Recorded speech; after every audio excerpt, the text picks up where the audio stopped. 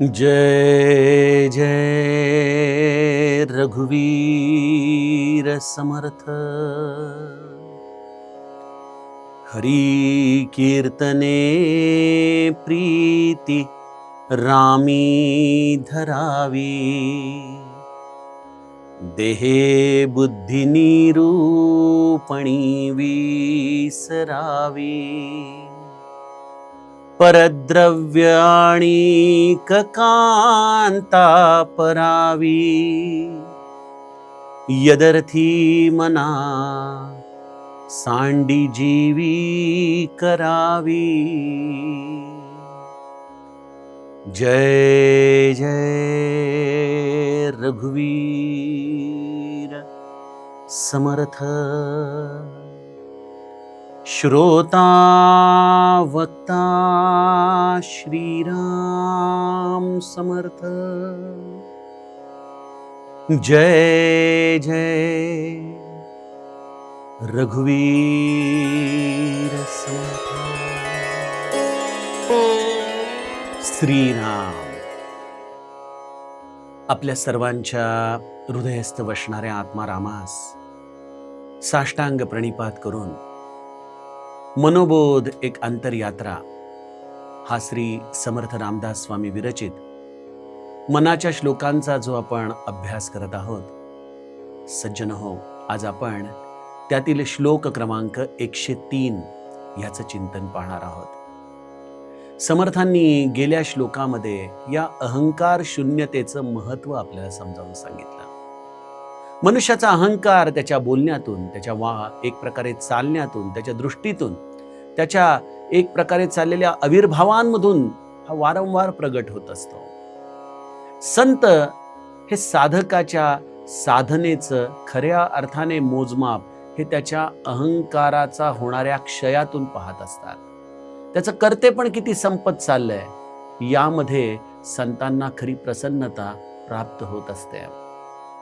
हे सगळं साधन आम्ही करत आहोत ते या अहंकाराला संपवण्यासाठी।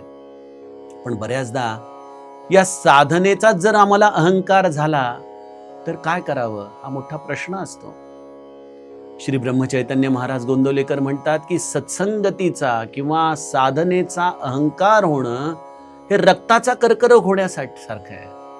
रक्त हे खरं तर आपला प्राण आहे, जीवन आहे, पण जर त्याचाच कर्करोग झाला तर ते जणू काही रोगाचं एक निमित्त ठरतं। त्याप्रमाणे सज्जनो, आमच्या जीवनामध्ये देखील जर साधनाच आमच्या अहंकाराचं निमित्त झालं तर मनुष्याने जावं तर कुठं जावं, काय करावं, आणि साधनेचा अहंकार होऊ नये यासाठी नेमकं काय करावं याचं समर्थ आम्हाला आज विस्तृत विवरण आजच्या श्लोकामध्ये सांगतायत।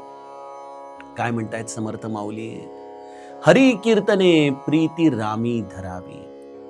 भगवंताचं संकीर्तन करताना, त्याची गुण, त्याची कीर्ती, त्याचं चरित्र ऐकताना एकच गोष्ट व्हावी की रामावरती आपलं प्रेम जडत जावं।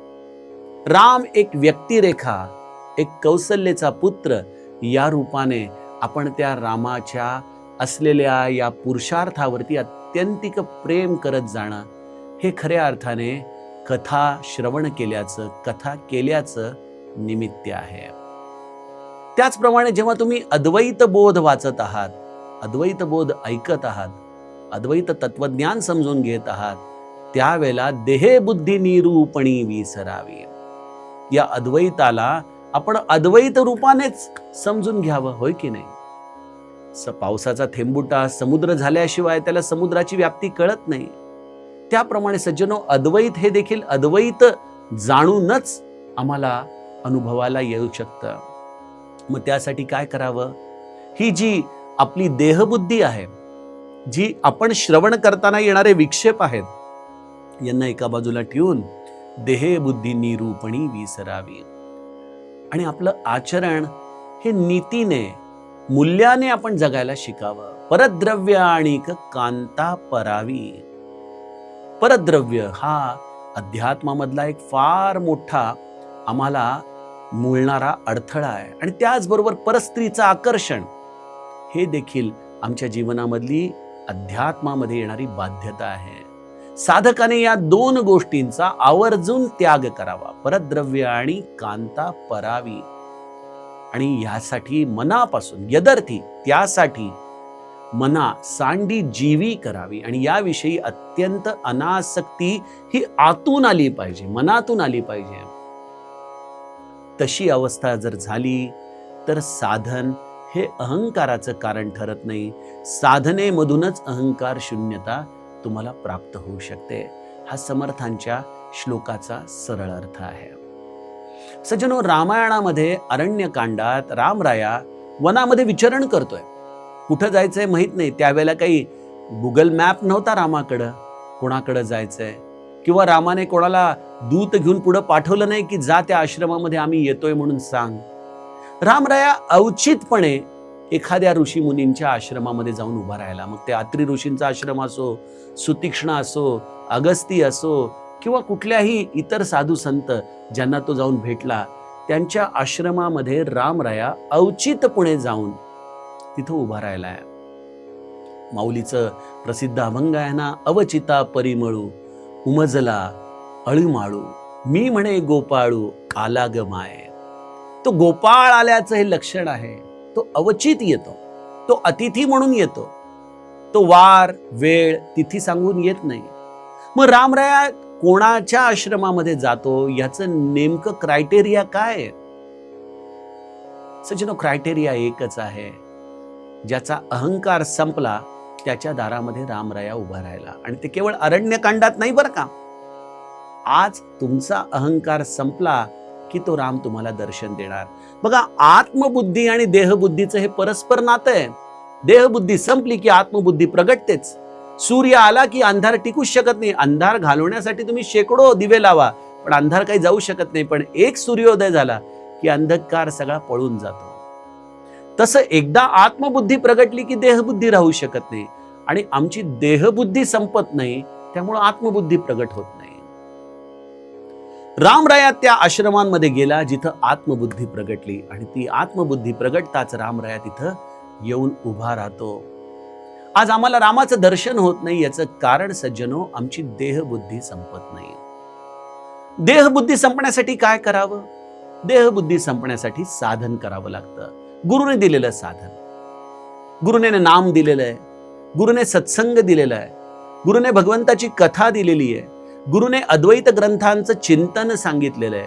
ही सगळी साधनं आम्हाला आत्मबुद्धीचा उदय होण्यासाठी सद्गुरु तत्वांनी दिलेली आहेत. आणि आपल्याकडं या महाराष्ट्र भूमीचं म्हणा किंवा या भारत भूमीचं एवढं प्रचंड वैभव आहे की बघा, भगवंताची कथा किती गोड श्रीमद भागवतामध्ये येते. दशमस्कंदामध्ये श्रीकृष्ण चरित्र अत्यंत मधुर आहे, अत्यंत गोड आहे. रामायण तर न जाणे किती ऋषी मुनींनी गायलं, आमच्या वाल्मिकींनी गायलं. त्यांच्यापासून ते आमच्या तुलसीदासांपर्यंत अनेक संतांनी राम गायला. आपापल्या हृदयातला राम त्यांनी शोधला, त्याचा अनुभव घेतला आणि त्या रामाचं दिव्य चरित्र या संतांनी लिहून ठेवलं.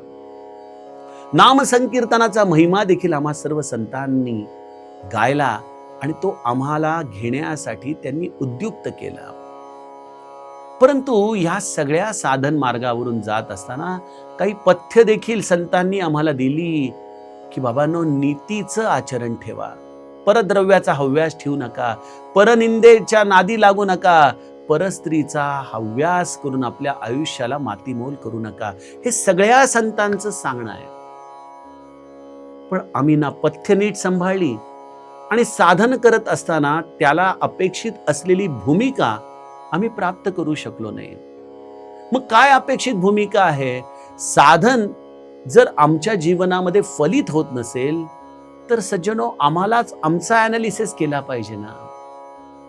एक डॉक्टरनी दिलेलं औषध एखाद्याला लागू पडतं आणि दुसऱ्याला लागू पडत नाही. याचं कारण त्या व्यक्तीने पथ्यपाणी सांभाळली, त्या व्यक्तीने औषधाला वेळेवरती घेतलं. हे सगळं ज्या पद्धतीने उपयोगाला येतं त्याचप्रमाणे दुसरा व्यक्ती वागला नाही, कमी जास्त औषधं घेतली, या सगळ्यामुळं त्याचा रोग गेला नाही. मग यामध्ये औषधाची चूक आहे का त्या व्यक्तीची चूक आहे? अर्थातच त्या व्यक्तीची चूक आहे.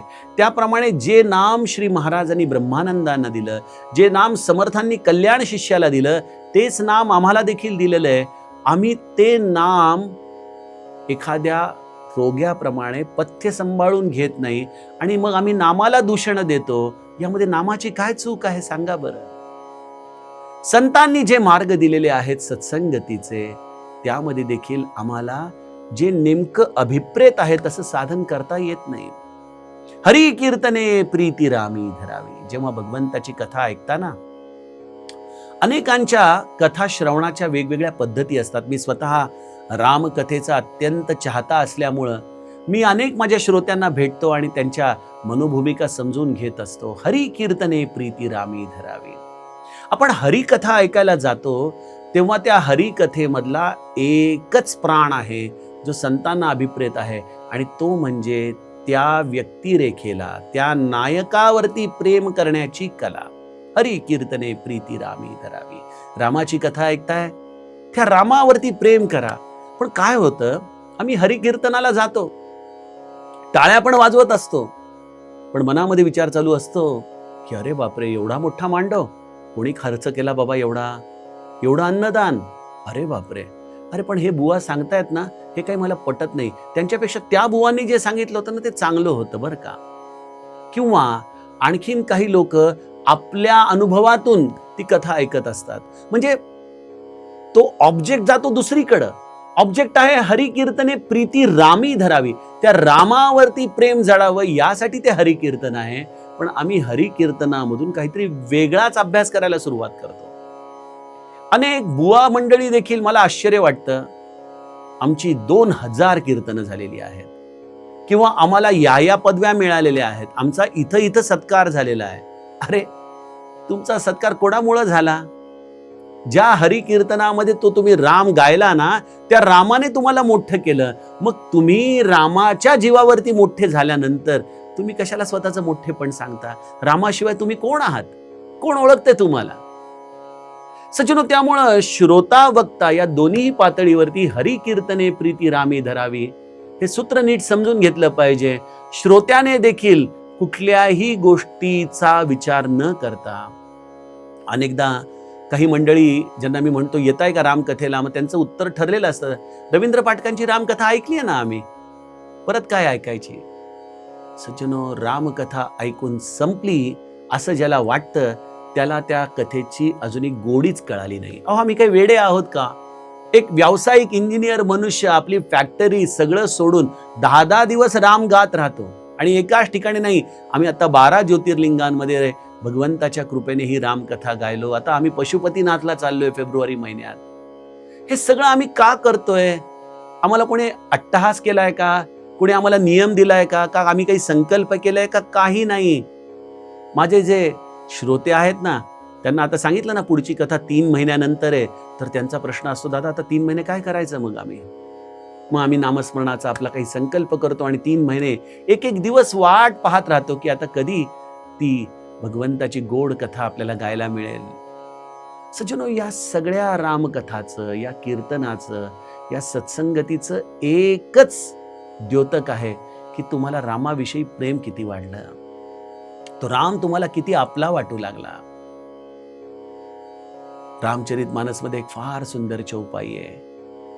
सीता राम चरण रति मोरे, सीता राम चरण रति मोरे, अनुदिन बढ़ऊ अनुग्रह तोरे, अनुदिन बढ़ऊ अनुग्रह तोरे, अनुदिन बढ़ऊ अनुग्रह तोरे, उरऊ मगेऊ बुद्धि अनुरागू.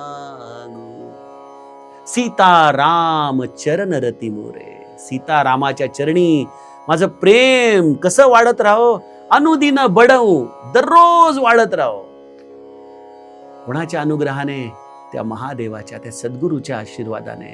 अनुदिन बढवू अनुग्रह तोरे. हे प्रभो, तुझ्या अनुग्रहाने सीतारामाच्या चरणी माझं प्रेम वाढत राहो, प्रेम वाढत राहो. बघा, सगळा सत्संग करायचा ह्यासाठी. श्री ब्रह्मचैतन्य महाराज म्हणतात, तुम्ही इतके कष्ट करून माझ्या जवळ येता आणि रिकाम्या हाताने परत जाता, हे पाहून माझं हृदय कळवळतं. सज्जनो, सद्गुरूच्या कृपेने सत्संग जीवनात येतो, रामाच्या कृपेने सत्संग जीवनात येतो. पण अशा सत्संगामध्ये येऊन जर आम्ही राम धरला नाही आणि त्याऐवजी कामच धरून बसलो तर काय साधलो? रिकाम्या हातानेच परत गेलो ना आपण.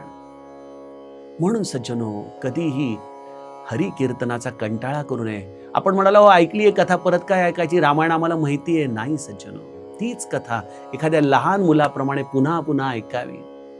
आणि बघा, रामकथा म्हणजे केवळ सगुण चरित्र नाही, रामकथा ही आत्मारामाची कथा आहे. त्यामध्ये निर्गुण निराकाराचं देखील चिंतन येतं. मग अशी देहबुद्धी निरूपणी विसरावी. जेव्हा तो अद्वैत बोध आपण सगुणातून सांगायला लागतो, त्यावेळेला आणखीन एकाग्र चित्त करावं. काही लोकांचं चित्त इतकं एकाग्र होतं की शेजार त्याला थांबावं लागतं. अरे घुरू नका, झोपा, पण घुरू नका. देहबुद्धी निरूपणी विसरावी.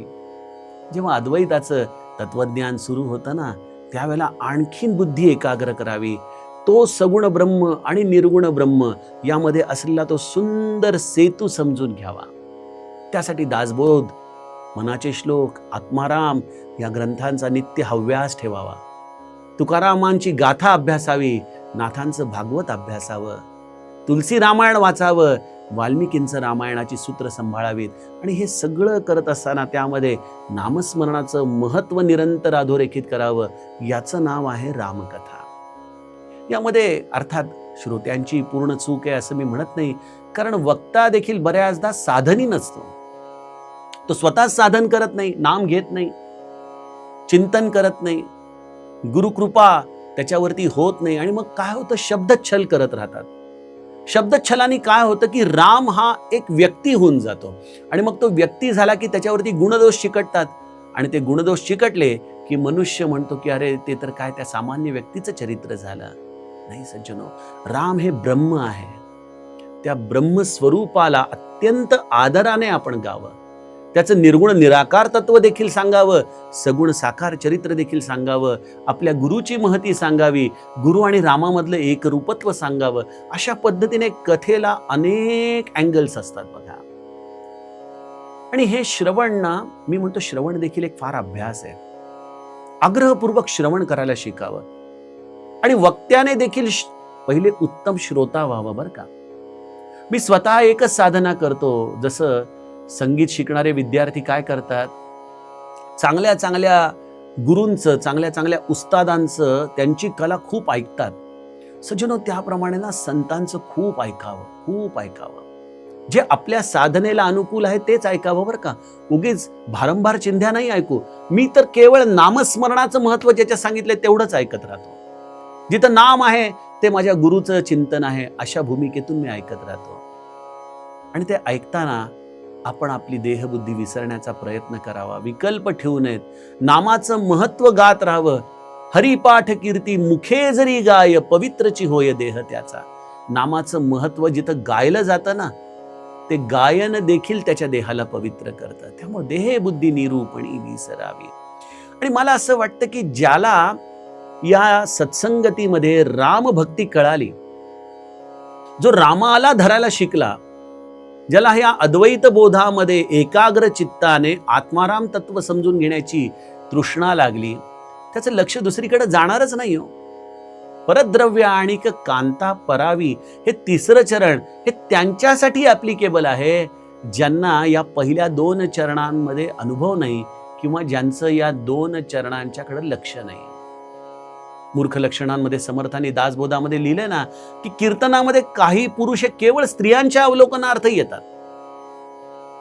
हे अशा पद्धतीने सत्संगती करून काय आपल्या पदरात पडणार आहे. आणि परद्रव्य देखील अत्यंत घातक आहे.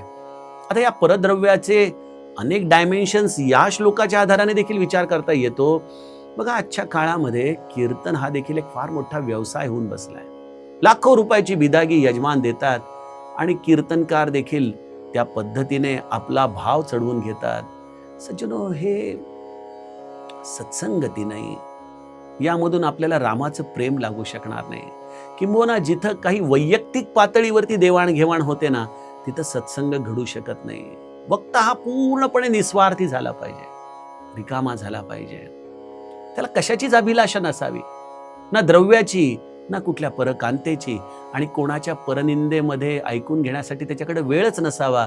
कारण तो इतका व्यस्त असतो आपल्या चिंतनामध्ये, रामभजनामध्ये, की त्याला कोणाची निंदा ऐकून देखील येत नाही अशी त्याची स्थिती होते. आणि हे सगळं घडतं केव्हा? जेव्हा तुम्ही रामाला मनाने धरता. तुमच्या मनामध्ये जोपर्यंत या तिन्ही गोष्टींची अभिलाषा आहे तोपर्यंत तुम्ही रामाला धरू शकत नाही. आणि मग या 3 गोष्टी आत आल्या की राम सुटून जातो. आपण म्हणालो, दादा पण आम्हाला अजूनही रामही सापडत नाही आणि या 3 गोष्टी देखील आम्हाला विशेष आवडत नाही, पण काय करावं मग आम्ही लोकांनी? सज्जन, यावरती एकच उपाय आहे, नाम घ्या, नाम घ्या. रामाला शरण जा, प्रार्थना करा. त्याला म्हणा की रामा आता तूच माझ्या हृदयात बस आणि तुझ्या चरणी प्रेम उत्पन्न होईल असं कर. अशा पद्धतीने आपण रामाला प्रार्थना करावी. रामराया आपल्याला पुढचा मार्ग दाखवतो. आणि जसं श्री ब्रह्मचैतन्य म्हणतात की 105 डिग्री असलेला ताप लगेच 100 झाला तर बरोबर नाही. या सगळ्या आमच्या वासना आहेत ना, परद्रव्य, परकांता, परनिंदा, या देखील उगीच आविर्भाव करून संपल्याचं आपण जाहीर करू नका. या स्वतःचं अवलोकन करा, कारण की या मनातून सुटायच्या आहेत. यदर्थी मना सांडी जीवी करावी, या मनातून सोडायच्या आहेत. त्यासाठी एकच आहे, प्रदीर्घ सत्संग, प्रदीर्घ शरणागती. असं हे रामाचं भजन आपण करत राहावं, हेच समर्थांचं सांगणं. आता उद्याच्या सत्रामध्ये आपण पुढील श्लोकाचं चिंतन बघूया. जानकी जीवन स्मरण. जय जय राम. जय राम.